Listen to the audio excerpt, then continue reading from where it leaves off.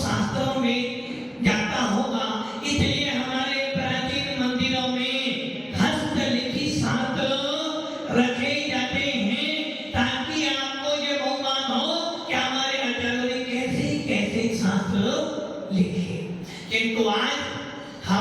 पास उन अमूल्य धरोहर को संभालने के लिए भी समय नहीं है।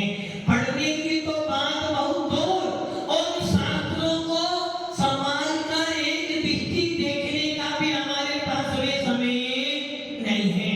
अब आप ये विचार करो, आचार्य नेमिचंद सिद्धांत चक्रवर्ती थे जिन्होंने गोमतेज बाहुबली की प्रतिष्ठा कराई, जो प्रतिमा पूरे विश्व के अंदर जिन शासन की महती प्रभावना कर रही है।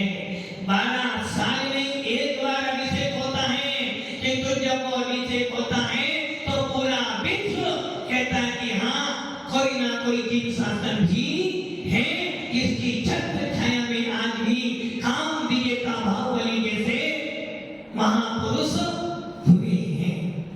ऐसे आचार्य नेमिचंद सिद्धांत चक्रवर्ती देवों ने सिद्धांत लिखा।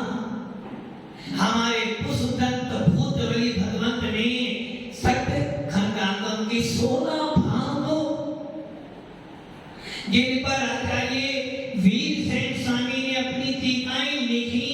आचार्य गुणवंत स्वामी जिन्होंने कसाय पाउल लिखा, जिस पर आचार्य जति कृष्ण ने अपनी कसाय पाउल के ऊपर टीका लिखी।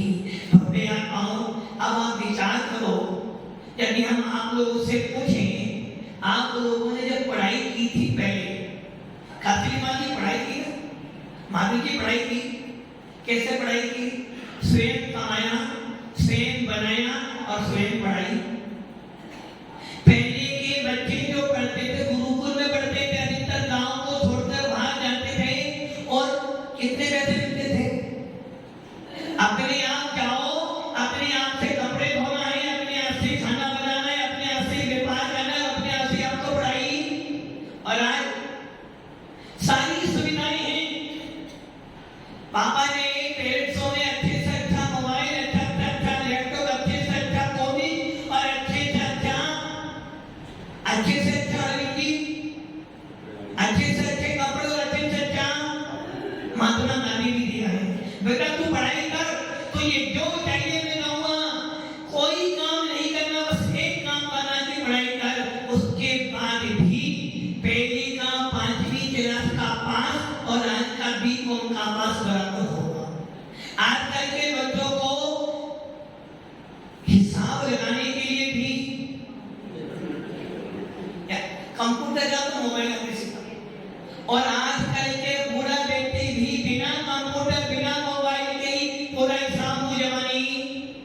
पहले मुनि होते थे, मुनि गणेश जी मुनि, उनको कुछ पढ़ना नहीं पड़ता, उनके हाथों में उनके दिमागों में सारा हिसाब याद।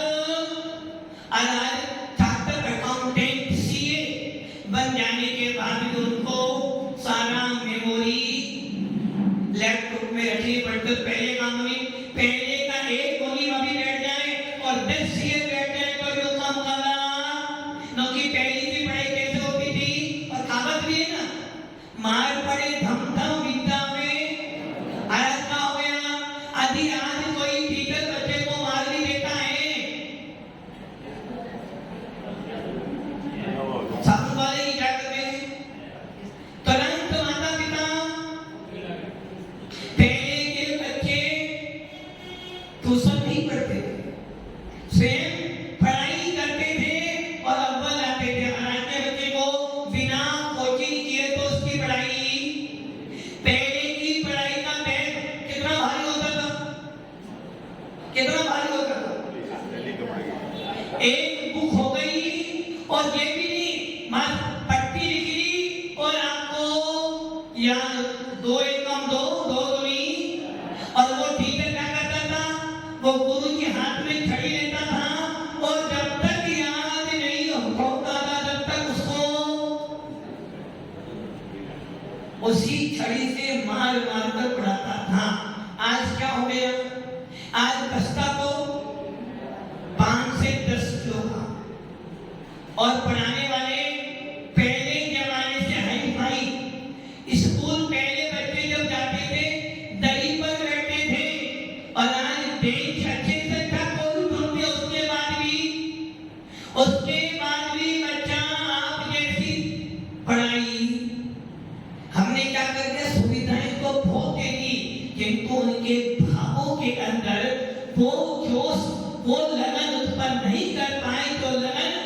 आपके अंदर थी। आचार्य पूछदंत भूतवली जब धैर्यवान स्वामी के पास पहुंचे थे, वो जान गए थे कि ये गुरुजी जो है मंत्र दे रहे हैं ना, ये मंत्र ठीक नहीं है। अरविंद जी मंत्र ठीक नहीं है। और अभी मान लो मैं नवीन जी को कोई मंत्र लिख कर दे दो, इस मंत्र को उनके भाई बालू से जानते हो, ये मंत्र तो गलत है। अच्छा महाराज जी ने भी गलत मंत्र दिया, अब तो महाराज के पास जाऊंगा ही नहीं। अच्छा तो महाराज मेरा खराब करना चाहते हैं, मेरा खराब। जबकि पूछदंत भूतवली जान गए थे कि ये मंत्र अशुद्ध है, फिर भी श्रद्धा क्या करी? गुरु वचन प्रमाणम आयम प्राणम पूछना जानम, गुरु वचन प्रमाणम जानम। जानते थे कि गुरु का वचन गुरु ने जो दे दिया, श्रद्धा कर लो। और श्रद्धा करने का फल क्या मिला दोनों को? क्या फल मिला?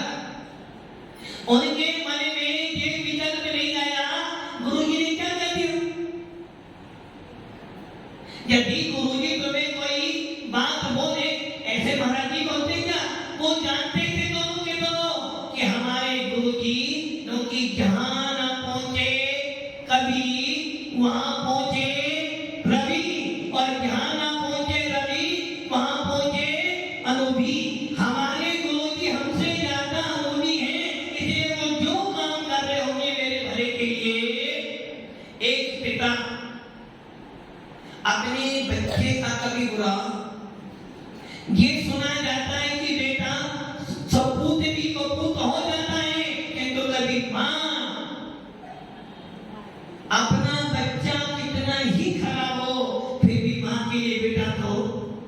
वैसे ही गुरु जो होते हैं उनके लिए शिक्षक श्रेष्ठ हो, मेधावी हो तो भी अच्छा है, और नहीं हो तो उसको मेधावी बनाने का पुरुषार्थ भी करते हैं। वैसे ही वो दोनों साधुओं ने जान लिया था कि आचार्य धर्म से अष्टांग निमित्त के जाता है, एक दो निमित्त नहीं, अष्टांग निमित्त जो तुम्हारा चेहरा देखकर तुम्हारा पूरा भविष्य बता दे। समझे भैया? अपना आप भी ज्ञान मत लगाओ। अष्टांग निमित्त तुम्हारा चेहरा देख के तुम्हारा पूरा भविष्य बता दे, तुम्हारे सपने को सुनकर तुम्हारा पूरा भविष्य बता दे, और तुम्हारी जान को देखकर भी तुम्हारा पूरा जीवन परिचय बायोडेटा बता दे। आप किस स्वर में बोल रहे हो और क्या बोलने जा रहे हो, सारा का सारा जो बता दे, उसे कहते हैं अष्टांग निमित्त। आपके वस्त्रों को देखकर, आपके चिन्हों को देखकर सारी की सारी हिस्ट्री बता दे, उसे कहते हैं अष्टांग निमित्त। ऐसे आचार्य धर्मसेन स्वामी ने भी जान लिया था। दोनों शिष्य जब आए हैं, अब आप सोच लो, रीढ़ की परीक्षा होती है, कितने बच्चे बैठते हैं? अभी एक परीक्षा हुई है रीढ़ की, उसमें 28-22 लाख बच्चे बैठे थे, और जिसमें से 18,000 बच्चों का नंबर आना था। कितने में से? 22 लाख में से एक बच्चा था। पहले साल मेहनत करी, बीमार हो गया, 4 नंबर से रह गया। अब की बार मेरे से बोला महाराज अब की बार तो मेरा नंबर पक्का आएगा। उसके बड़े भैया ने मेहनत करी, 2 नंबर आ गया। उस नंबर का फल क्या मिला कि जो पढ़ाई में उसके 50-70 लाख रुपए खर्च हुए थे गवर्नमेंट में, उसकी पढ़ाई देखकर अपन आया तो गवर्नमेंट पे करेंगे। उस बच्चे ने पढ़ाई करी, बोले महाराज 22 लाख में से मात्र 18,800 बच्चे निकलने थे, और मैं मेरा नंबर फर्स्ट आया। और सोच लो कि आप जितनी ज्यादा मेहनत उपयोग पूर्वक करोगे, मेहनत भले कम हो किंतु आपका उपयोग उस पर होना चाहिए। वैसे ही वो दोनों शिष्य जानते थे हमारे गुरु कहते, और आचार्य धर्मसेन भी जानते थे कि आचार्य अर्धबली भगवंत ने इतने सारे मुनि समुदाय में से जहां पर एक से एक मेधावी आचार्य बैठे हुए हैं। जितने भी ये संघ बने ना, नंदी संघ या शेरगंज, जितने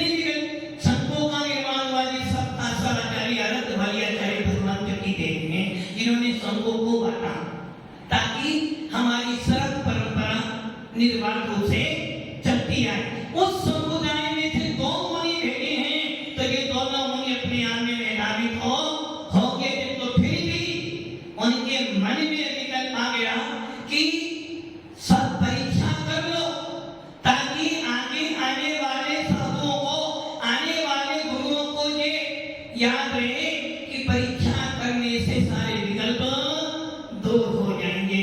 अब वो दोनों साधु भी इतने विनयवान थे कि अपने गुरु से मंत्र लेकर 2 दिन का उपवास रखा।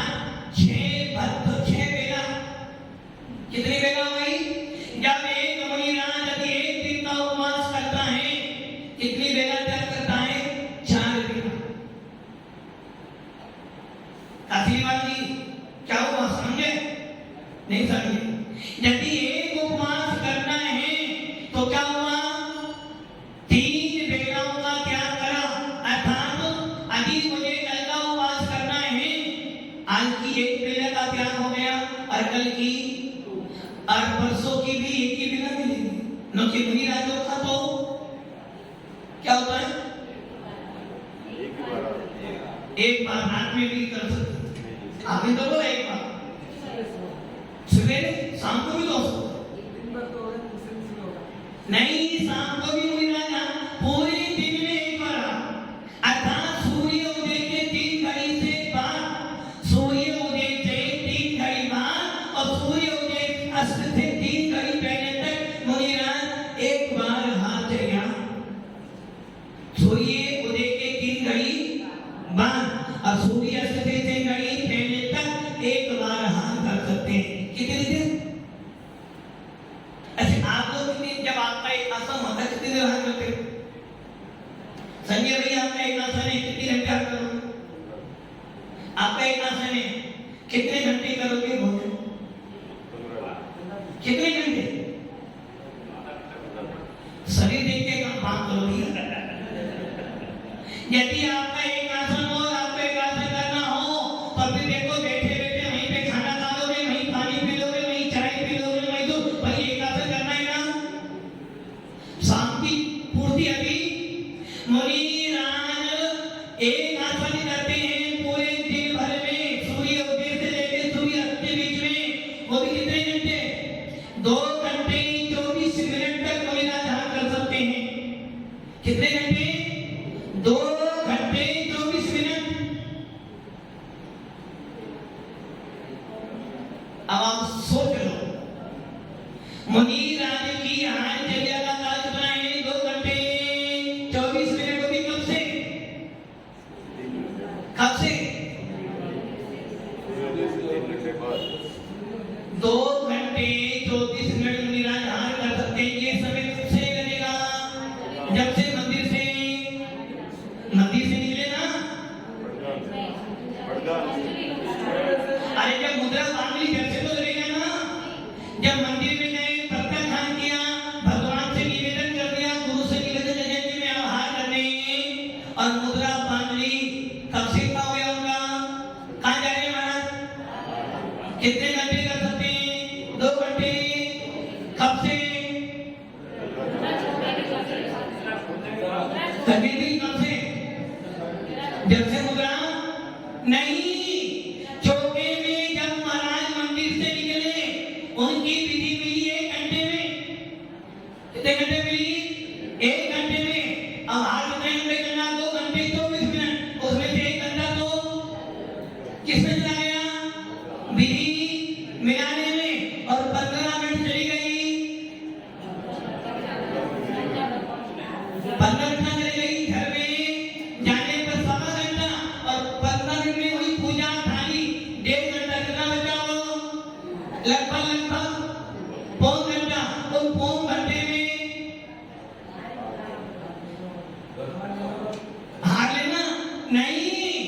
जब मुनिराज को आपने शुद्धि बोली है स्वामी, मन शुद्धि, वचन शुद्धि, काय शुद्धि, हाथ जल शुद्धि, मेरे हाथों से भोजन, और मुनिराज ने जब अपनी मुद्रा छोड़ी, हाथ धोए, अंगुली बांधी, सिद्ध भक्ति बड़ी, तब से 2 घंटे 24 मिनट। कब से? जब आपने शुद्धि बोल दी, मुनिराज ने हाथ की सिद्ध भक्ति पड़ी, अपनी अंगुली बांध ली, जब से 2 घंटे 24 मिनट उनके लिए हाथ का समय है। किंतु मुनिराज शरीर को पुष्ट करने के लिए नहीं करते हैं। मुनिराज अपने सत आवकों का पालन करने के लिए, संयम का पालन करने के लिए, अपने 28 मुकुटों का पालन करने के लिए हाथ करते हैं। उन दोनों मुनिराजों ने भी, उस दंत और भूतबली भगवंत ने भी जब उनको मंत्र दिया था तो उनको भी कितने उपवास मिले? 2 उपवास। मतलब 2 उपवास का मतलब, हाँ बेटा 2 उपवास का मतलब 2 दिन मतलब 6 पैर। एक दिन में कितने पैर होते हैं? कितने? एक दिन में कितने पैर होते हैं? कितने पैर होते हैं? 8 पैर। एक पैर 3 घंटे का। इसलिए कहते हैं भावों में थोड़ा तो सुधार कीजिए, थोड़ा थोड़ा प्रभु जी का ध्यान कीजिए। एक दिन में 8 पैर और एक पैर में 3 घंटे, 3 8 24। तो मुनिराजों का उपवास कितने पैर का हुआ? यदि एक उपवास करना है तो कितने पैर हो गए? 8 पैर। तो दिन के 4 पैर, पूर्व के 4 पैर कितने हो गए? 16 पैरों का उपवास। 16 पैर मतलब 41 घंटे। अब आप सोच लो, और मुनिराज ने 2 उपवास किए और 2 उपवास के बाद भी मंत्र अशुद्ध है, फिर भी अपने गुरु के वचनों पे आश्रधान, क्योंकि वो जानते थे कि गुरु जी यदि जब हम इतने मेधावी हैं तो हमारे गुरु तो ज्यादा मेधावी होंगे, किंतु वो शिष्य अज्ञानी होते हैं, अधीन होते हैं, जो गुरु को परख नहीं पाते हैं। एक उदाहरण आता है कि पहलवान जी ने अपने शिष्य को लाठी चलाना सिखाया, और जब वो लाठी चलाना सीख गया गुरु जी से बोले, गुरु जी मेरे मन में इच्छा है, मैं आपसे युद्ध करना चाहता हूँ, और मुझे बताएं कि आपने मुझे सिखाया नहीं, तो मुझे इतना हुनर है कि मैं आपको हरा सकता हूँ। गुरु जी बोले, मेरी बिल्ली मुझे ही क्यों कर रही? क्या करा गुरु जी ने? सवेरे सवेरे उठे, बोले 4 दिन के बाद अपन लाठी युद्ध करेंगे, देखते कौन देता है। गुरु जी भी अकलमंद थे। एक गाना का नाम, जितनी तुम्हारी सोच है गुरु की सोच उससे कहीं गुना, और कहावत है ना, बेटा बनकर सबने खाया है, बाप बनकर। गुरु जी भी अकलमंद थे। गुरु जी ने लिया बांस का डंडा, बहुत बड़ा, अपने शरीर से भी बड़ा, और उसको सवेरे सवेरे क्या करते थे? तेल से मालिश करते थे। शिष्य ने सोचा, गुरु जी ने डंडा बड़ा लिया, और उससे बड़ा लेकर बड़ा डंडा, और बड़ा डंडा ले लिया। 5 दिन से क्या किया? उस डंडे को पीले लाया। अब जब गुरु जी लाठी युद्ध में आए तो शिष्य के पास डंडा कितना बड़ा था? बहुत बड़ा। अब गुरु के पास कितना था? छोटा सा। तो गुरु जी से बोला, गुरु जी आपने ये विद्या तो पढ़ाई? बोले, बेटा इसलिए मैं तेरा गुरु। तो ये ध्यान रखना, मुनिराज जानते थे कि हमारे गुरु जी बहुत बड़े मेधावी हैं, अष्टांग नित्य ज्ञाता हैं, इसलिए वो जो दे रहे हैं उसी को स्वीकार कर उन दोनों ने उस मंत्र की आराधना की, और आराधना करते करते मन में विकल्प नहीं है कि मंत्र गलत है, लीन हो गए सिद्धि में। इसे कहते हैं आज्ञा सम्यक हो।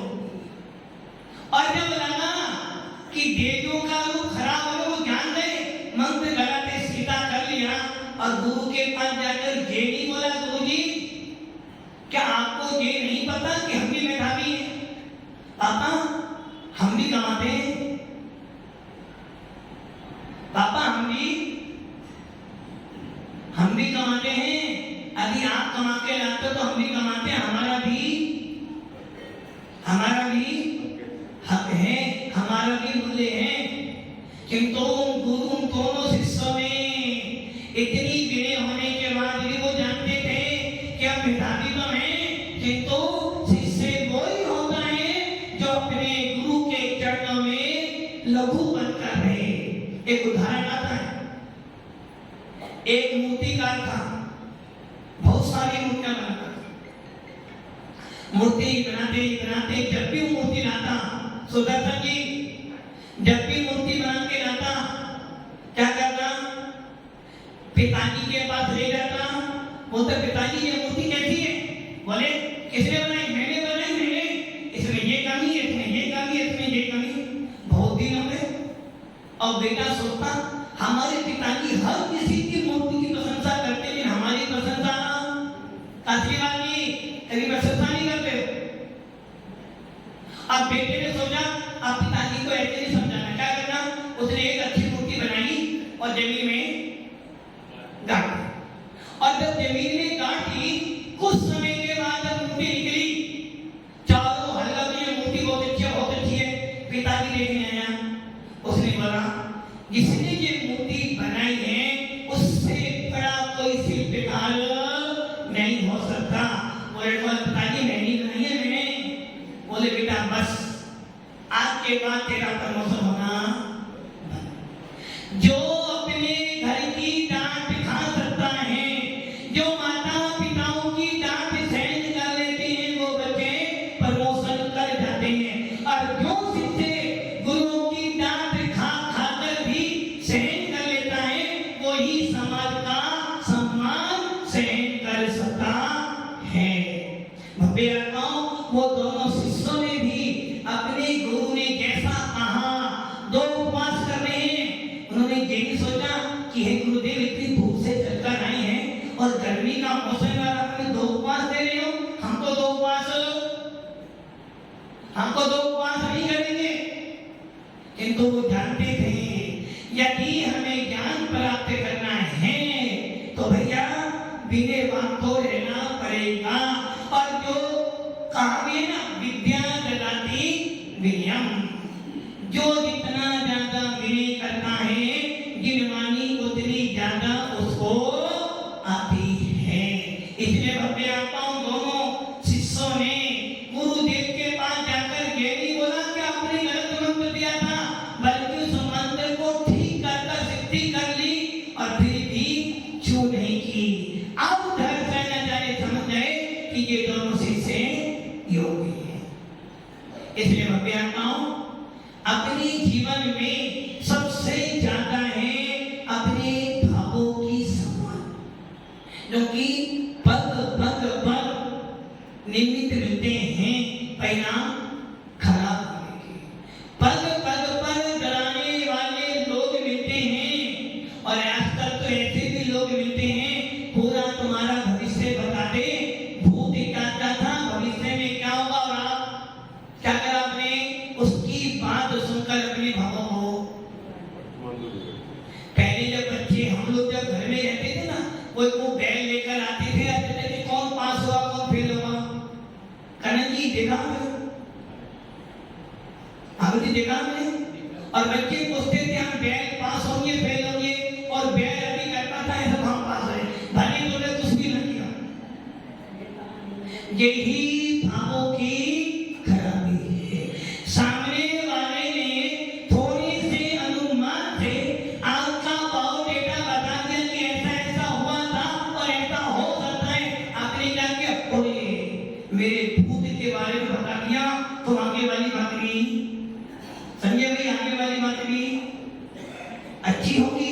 किंतु क्या करा आपने, उसकी बात को सुनकर आपने अपने परिणाम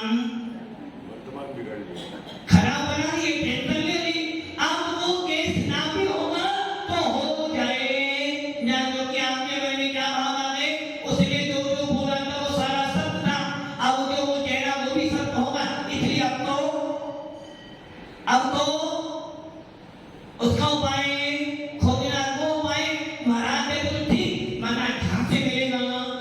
किंतु ये भूल गए थे कि आप लोग कौन हो, जीत संस्कृत के गाय।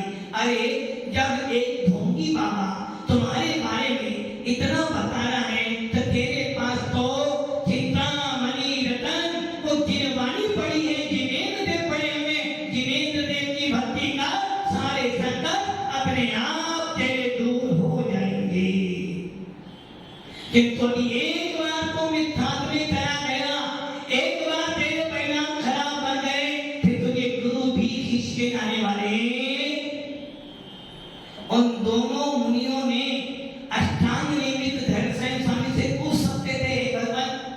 हमारा भविष्य कैसा होगा। और मुझे पता था कि ये मुनीराज तो मैंने ये नहीं बातें पूछ रहे थे, तो जानते थे जिन वाणी का जो ज्ञान हमें दे रहा है उससे बड़ा कोई मंत्र नहीं है। और ये ध्यान रख लेना, कितनी ही आपत्ति आ जाए, कितने ही संकट आ जाए, सारे मंत्र एक तरफ और नमोकार मंत्र एक तरफ है। सारे दुनियाओं के मंत्र टोना जादू एक तरफ कर लेना और एक बार सच्चे मन से नमोकार मंत्र को स्मरण कर लेना, कोई तुम्हारा बाल बका नहीं कर सकता। पूरे विश्व के अंदर असंख्यात देवी देवता हैं, लाल पीले पत्थर पड़े हुए हैं, उन सब मिलकर भी यदि तुम्हें दुख देने आ जाएं तो भी तुम्हारे पास सबसे संबल, सबसे प्रबल हिमेंद्र का शासन आपके पास है, कोई बात बका नहीं कर सकता। मात्र आपको क्या करना है, अपने मन के भावों में ये भाव लाने हैं कि मैं जैन हूं और जैन शास्त्र में लिखा है कि तेरे भाग्य में जो लिखा है उसे भगवान भी नहीं पलट सकता है। समझे भैया, तेरे भाग्य में जो लिखा है उसे तीर्थंकर महावीर भी नहीं बदल सकते, तो गुरु की तो सामर्थ ही जाए। और जो तेरे भाग्य में लिखा है उसे कोई बिगाड़, यदि बिगाड़ने वाला है तो तेरा परिणाम, सुधारने वाला है तो तेरा परिणाम सारी दुनिया तेरी हो जाए। किंतु जिनके कंठ में, जिनके दिल में गिरवानी का रसास्वाद होता है वो दुनिया से भी पार हो जाता है। इसलिए अपने भावों में ऐसी सामर्थ ले आओ। अब आप सोच लो, जब एक नमोकार मंत्र जल पर पढ़ते हो, एक नमोकार मंत्र जल पर पढ़ते हो, वो जल पीते हो तो आपके भावों में परिवर्तन अपने आप। जितने चौके का भोजन करते हो, सवेरे खाने को शाम तक खाने की इच्छा, और ऐसा लगता है कि आज तो जीवन सारा खेल तुम्हारे भावों का है। मुनि रात में दर्शन कर लेते हो और फिर सोचो कोई भी शत्रु आ जाए मेरा सारा काम तो मुनि रात ने क्या किया, क्या क्या मुनि रात ने, आपने क्या किया, सारे दिन मेहनत की, सारा काम तुम्हारा हो गया, फिर भी जब मैं सवेरे सवेरे महाराज के दर्शन करके गया था मेरा सारा काम अच्छा हो गया। महाराज ने क्या किया, तुमने क्या किया, महाराज ने तो आशीर्वाद दिया था ना, आशीर्वाद देते ना तेरा काम होगा। आशीर्वाद इसलिए ना आशीर्वाद देते ना तुम्हारा काम।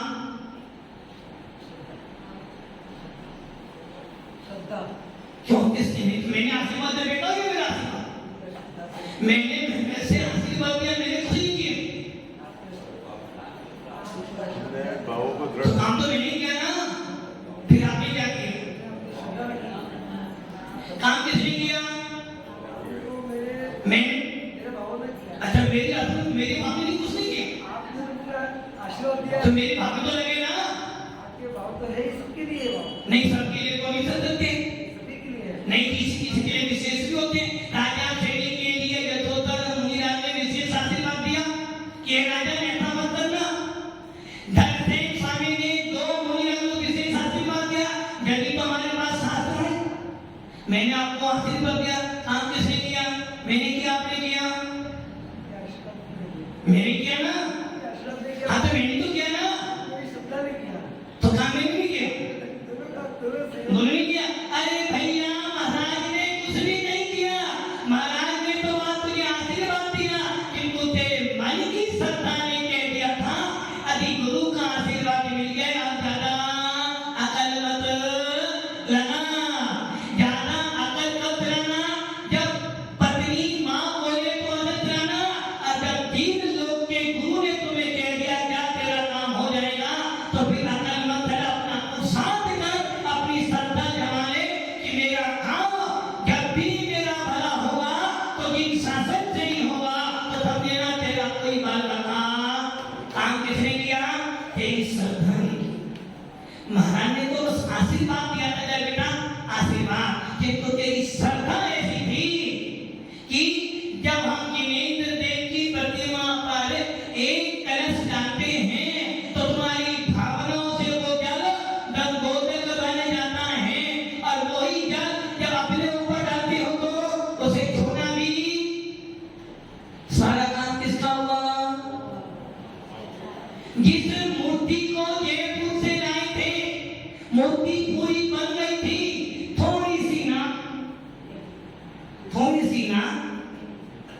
सही करनी थी।